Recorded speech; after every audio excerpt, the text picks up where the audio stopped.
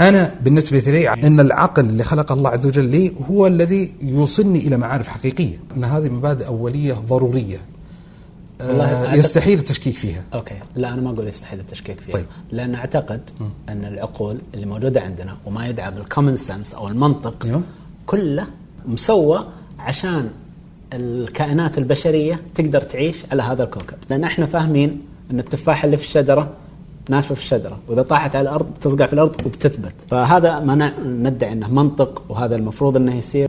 في واقع الأمر لما نجي ندخل في التفاصيل الصغيرة جدا في العالم زي الكوانتم ميكانكس يختلف الموضوع. لما نجي نتكلم عن الكون فبعدها الخامس أو السادس أو السابع لين ال11 بيختلف الوضع. فالكومن سنس والمنطق اللي احنا عندنا واللي نقول انها حاجات اساسيه، انا اعتقد انها تطوريا موجوده في الامخاخ حقتنا، او حتى بعد نقدر نقول خلقيا موجوده فينا برمجيا نحن يا البشر ان نطالع فيها ونشوف انها ونعتبر انها صحيحه. لكن سالفه انك ما تقدر تشكك فيها، انت بتقع في نفس الغلط اللي بيقعون فيه الناس لما تجي تتكلم عن حاجات خارج النطاق حقنا كبشر بالعاده. يعني الحاجات اللي مرة صغيرة أو الكون في بعد آخر. أنا بالنسبة لي الواقع والتجربة فوق كل شيء. فلما تجي تقول لي على سبيل المثال على النقيضين، نفس المثال اللي أنت قلته قبل شوي، عمر جبران يا أنه هنا معاي في الدمام في المكتب أو أنه في الجبال، مستحيل أنه يكون هنا وهناك في نفس الوقت. طيب إيش رأيك لو قلت لك أن في العالم الواقعي اللي إحنا نعيش فيه، زي ما أنت عارف وأنا متأكد أنك عارف الشيء هذا، في الكوانتم ميكانكس لما تجي على الحاجات الصغيرة جدا، الذرة الإلكترون يكون هنا ويكون هناك في نفس الوقت، زي بالدبل سليت اكسبيرمنت، زي بالكمبيوترات حقتنا الجوالات وحتى بعد الأجهزة اللي قاعدين يتفرجون فيها الناس على هذه ما بتكون صحيحة بدون ما النظريات حقت شرودنجر على سبيل المثال ما تكون صح. القطة حية وميتة في نفس الوقت. فأنت لما تستخدم عقلك عشان تفهم العالم اللي حولك، اعتبر أن هذا برضو غلط. أنا ماشي، فأنا لأن الواقع والتجربة هو اللي يحدد وش الصح، ما هو بالعقل ولا النقل، على الأقل من ناحية علمية. أنا لا أريد الوصول إلى هذه الحالة اللي تشكيك في كل شيء، فبظل مستمسك بالمبادئ العقلية ضرورية، وسأسعى إلى معاودة التجربة مرة ثانية وأقول يا جماعة زين تأكدوا من الموضوع، قلبوا الموضوع فوق تحت زين، وثقوا تماما بتصلون إلى نتيجة تتوافق مع المعطيات العقلية الضرورية. تعتقد أن الكون اللي احنا مخلوقين فيه لازم ينطبق على نفس الحاجات الأساسية المستوحاة من دماغك. إذا أخذت من أذكى الكائنات الحية بعد الإنسان الغوريلات، أعتقد أوكي، الغوريلات تقدر تعلمها الرياضيات، تقدر تعلمها من 1 إلى 9، وتقدر تقول لها 1 زائد 1 يساوي 2، تقدر تعلمها هذه.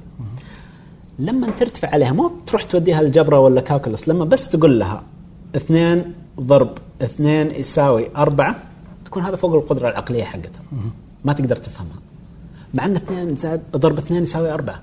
أوكي and it's true واقع، لكن هم ما تقدر تفسر للغوريلا الكلام هذا. فالعالم اللي حولنا زي ما احنا ما نقدر، زي ما الغوريلا ما تقدر تفهم 2 زائد 2 يساوي 2 ضرب 2 يساوي 4، ولا الكالكولس ولا الجبرة ولا أي شيء زي كذا ما تقدر تفهمه، إيش يخليك تعتقد أن الانتليجنس حقنا، العقل حقنا البشري، أنه the peak في اللارج هادرون كولايدر؟ كمل لنا ستاندرد موديل.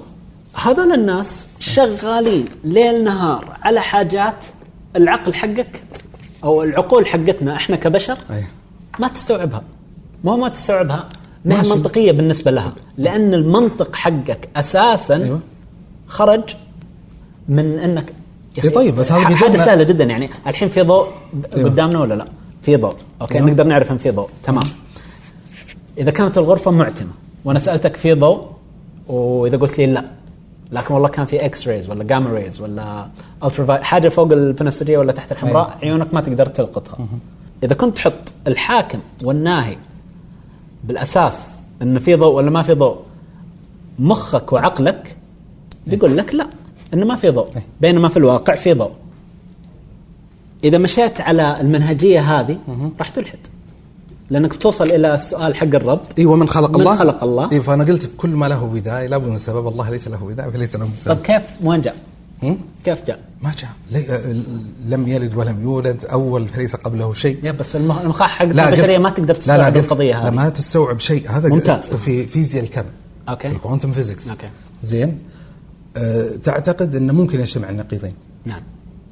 ما هو ممكن. أيوة. قد أثبتناه بالتجارب. أيوة أثبتنا إن النقيضين موجودين. أيوة. فهذا يضرب ضربك. هذا ما هي مناظرة بس هذا أيوة. يعني يخرق. لا مو يخرق. هو طبعا هو المتلقي والسامع هو اللي يقدر يقيم. أنا بالنسبة لي إن في أنت دقيقة أنت عشان نكون متفقين على حاجة في الأول. أنت متفق معي أن النظريات حقت الكوانتم ميكانكس إلى حد الآن بالتجارب اللي قد سويناها سواء في سيرن ولا في أي مكان ثاني إلى حد كبير جدا أغلب الظن أنها صحيحة. لا أغلب الظن يعني لاحظ هذا أنا اللي أعتقده. رقم 1 زين في تشكيل المعرفة البشرية الإنسانية المبادئ العقلية الضرورية. إذا ضربت المبادئ العقلية الضرورية ستنهار المنظومة المعرفية التالية كلية. ماشي. بعطيك مثال زين. أنت تجوز شيء مع نقيضين. صح ولا لا؟ بمعنى أن مبدأ النقيضين غير موجود. مبدأ النقيضين غير موجود وهو مخترع من عند البشر. مخترع من عند البشر. جميل جدا. فأنا أفهم منك أن لأنه أثبتنا. ماشي. فأفهم منك أن مبدأ اجتماع النقيضين أنت تؤمن به. أنا أؤمن به أنه صح. إنه موجود. لا الحين السؤال هل هو مخترع بشري ولا ليس مخترع بشريا؟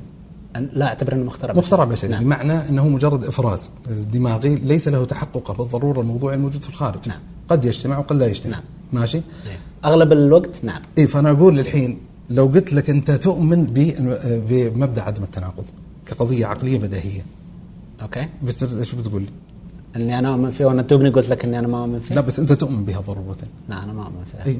فهنا الحيلة أنا أقول لك مرة فرانك توريك. زين وهذا عادي قيمة المتلقي والسامع إن إصرارك على إنك تقول أنا لا أؤمن وأنا أقول لك لا ما في مشكلة أنت تؤمن. إصرارك على الانحياز لأحد الموقفين دون الآخر هو انحياز إلى مبدأ عدم التناقض. يعني بمعنى آخر أنت تجزم ومقتنع ضرورة أن مستحيل أن أكون مؤمنا ولا مؤمنا بالمبدأ عدم التناقض في نفس الوقت. كارت 22 قد سمعت الكارت 22 حق الرواية هذه. الكارت 22 إنه في حال أنك اتفقت معي فأنت متفق معي وفي حال أنك ما اتفقت معي فأنت برضو متفق معي. والكلام هذا غير صحيح. كيف؟ يعني إذا جيت تقول على سبيل المثال هذه العبارة خاطئة. العبارة خطأ ولا صح؟ هذه العبارة خاطئة؟ نعم. ما فهمت السؤال. اكتب قدامك هذه العبارة خاطئة. نعم هذه العبارة خاطئة. نعم. خاطئة. العبارة هذه صح ولا خطأ؟ هذه العبارة خاطئة. نعم. هذه صح ولا خطأ؟ هذه العبارة صحيحة. هذه العبارة صحيحة معناته أنها خاطئة. لا. فأنت تتفق معي أنها خاطئة. لا الحين هذه العبارة خاطئة. هذه عبارة عن خبر فقط. خبر ليس حقيقة. أنت قلت أنها صح وأنا قلت لك أني أنا لا مبدأ عدم التناقض. لا مو بالمسألة كذا. لا أنا بالنسبة لي مختلفة جذريا.